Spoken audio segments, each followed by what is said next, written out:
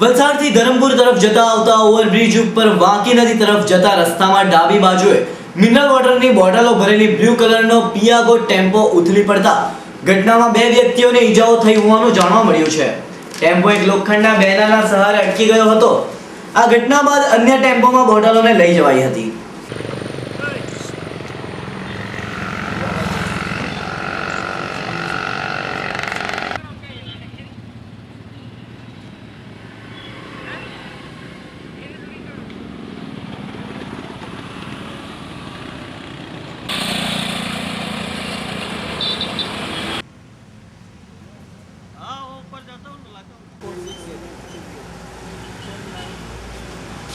Two 498.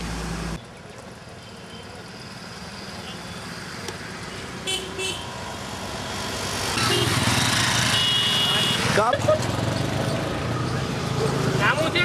કયું order છે? જરી વાઇલ ઓય પ્રભુ કપડા